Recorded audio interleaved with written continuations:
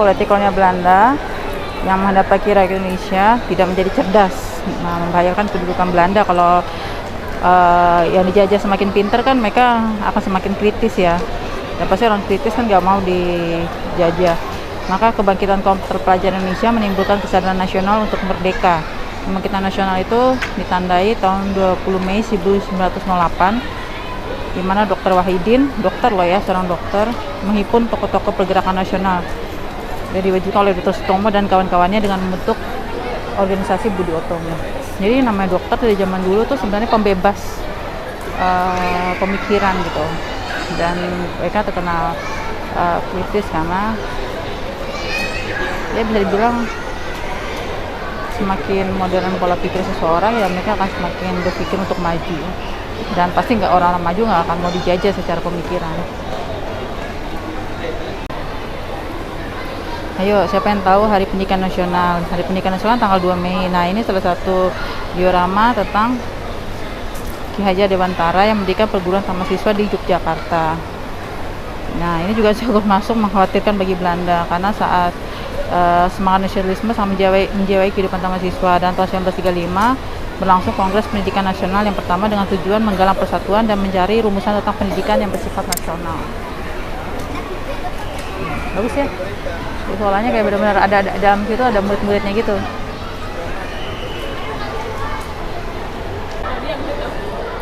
Nah, pada abad 19 dan permulaan abad 20, keadaan masyarakat Islam itu sangat menyedihkan, dan banyak agama Islam yang bercampur dengan berbagai ajaran yang bukan berasal dari Al-Quran dan hadis. Nah, Kiai Haji Ahmad Dahlan mendirikan Muhammadiyah yang dengan tujuan pokok mengadakan pembaruan kehidupan agama Islam.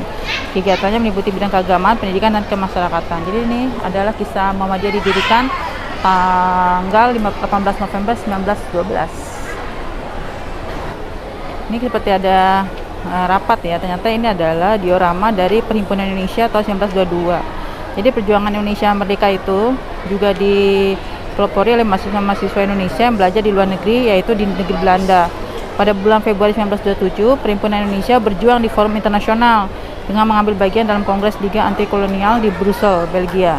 Selanjutnya propaganda Perhimpunan Indonesia semakin berani dan tajam sehingga pemerintah Belanda mengadakan penangkapan terhadap 4 orang pimpinannya, yaitu Muhammad Atta, Abdul Majid, Ali Sastromi Adjojo, dan Nasir Datuk Pamuncak. Tapi oleh pengadilan mereka dinyatakan tidak bersalah.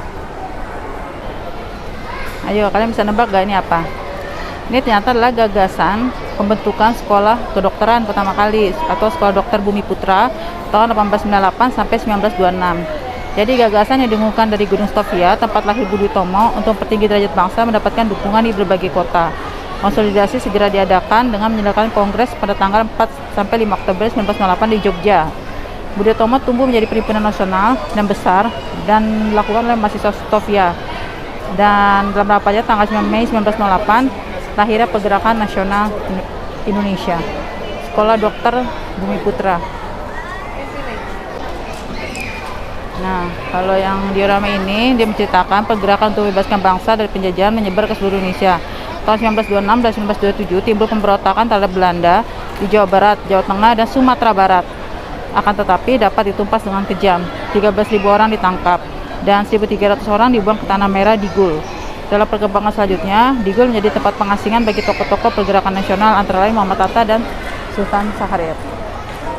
Nah, kalau kalian lihat ini kan ini gambaran tokoh rapat ya, dan ini adalah gambaran diorama pembentukan Sumpah Pemuda 28 Oktober 1928. Jadi dalam mendirikan pergerakan nasional, para pemuda itu biasanya mendirikan beberapa macam organisasi kan, tapi karena sifatnya kedaerahan, jadi nggak ada koneksi satu organisasi dengan organisasi lainnya. Jadi iklim persatuan Indonesia mempengaruhi dan mendorong untuk membina satu pergerakan pemuda yang berjiwa nasional kesatuan. Nah, Kongres Pemuda ini akhirnya dibentuk dan mencetuskan sebuah pemuda dan dikembangkan untuk pertama kali lagu Indonesia Raya. Itu tanggal 28 Oktober tahun 1928. Kayak terowongan gitu. Ternyata ini adalah gambaran Romusa tahun 1942 sampai 1945. Nah, jadi 8 Maret 1942 itu Belanda menyerah kepada Jepang. Kita kan dijajah dua bangsa ya, pertama Belanda Kalau kalian ingat kan, Jepang itu 3,5 tahun. Tapi ya Jepang juga melakukan kerja paksa dan banyak sekali korbannya karena mereka selain mengalami siksaan juga tidak mendapatkan makanan yang cukup. Ini gambarannya ini banget ya, sedih banget. Ini mungkin diorama yang paling mudah dikenalin ya sama teman-teman cerita anak, yaitu pada tanggal 17 Agustus 1945 proklamasi kemerdekaan Indonesia yang dibacakan oleh Bung Karno dan didampingi oleh Muhammad Bung Hatta. Jadi dalam pertemuan rahasia pada malam hari tanggal 16 Agustus 1945 di Jalan Imam Bonjol 1, Jakarta, naskah proklamasi dirumuskan dan ditandatangani oleh Soekarno dan Muhammad Hatta dan dibacakan pada pukul 10 pagi.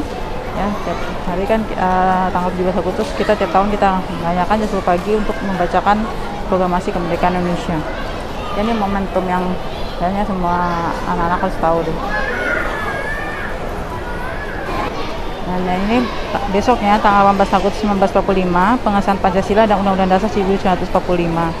Jadi kemerdekaan Indonesia kan sudah diproklamasikan pada pemimpin bangsa dengan segera menyusun tatanan kehidupan negara.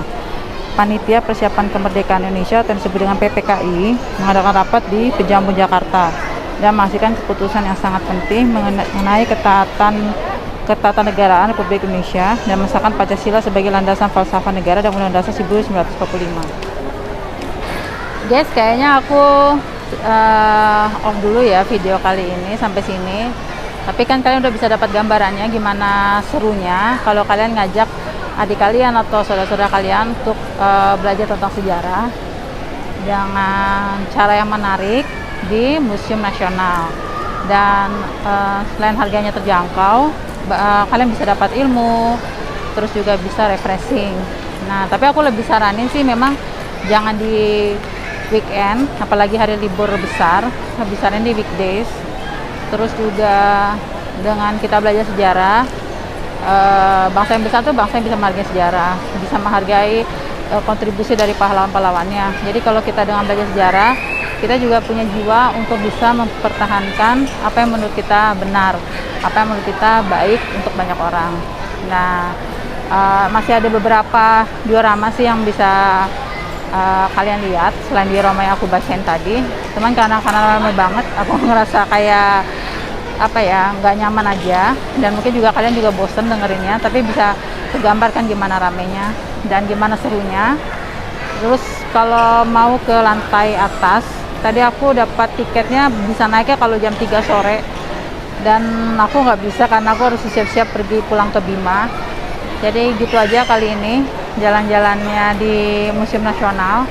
Mudah-mudahan kalian bisa ngambil hikmahnya dan bisa ngambil manfaatnya.